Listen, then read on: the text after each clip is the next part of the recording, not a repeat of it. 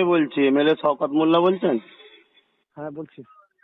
আচ্ছা, একটা খবর শুনছি ওই মিন্টু শিকারী বলে ভাঙড়, ওকে আপনি তুলে নিয়ে এসছেন, এরকম কি? খবরটা কি সত্য কি? থানায় নিয়ে চলে গেছে। আচ্ছা, কি আপনি তুলেছিলেন না থানা তুলেছে? থানায় তুলে দিয়েছি আমরা। কি কারণে?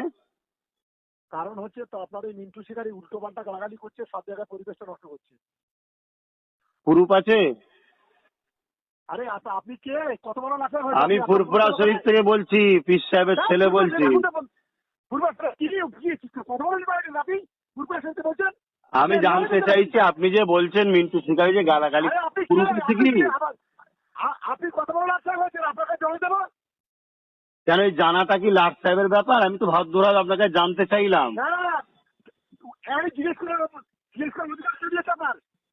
কে আপনি? কিন্তু ভদ্রভাবে আপনাকে জানতে চাইছি যে আপনি যে বললেন গালিগালাজ করছে, ছেলেটাকে তো চিনি, ছেলেটা তো গালিগালাজ করার ছেলে নয়, তাই জিজ্ঞেস করলাম যে আপনি এর কাছে।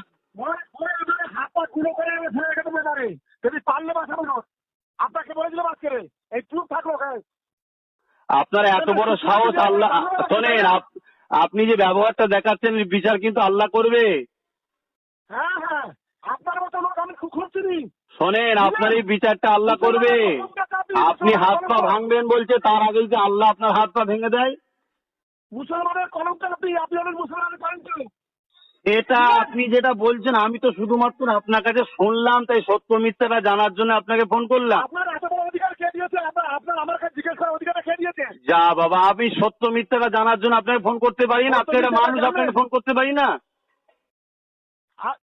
আমি একজন মানুষ, আপনাকে জিজ্ঞেস করতে পারি না যে ভাই খবরটা পেলাম সত্য না মিথ্যা? ভাই ক্ষমতা আপনার কথা বলে আপনি জিজ্ঞাসাবাদ করছেন কেন? আপনি যখন বললেন যে আরে বাবা, মানুষ মানুষকে জিজ্ঞেস করতে পারে না, আমি তখন আপনাকে জিজ্ঞেস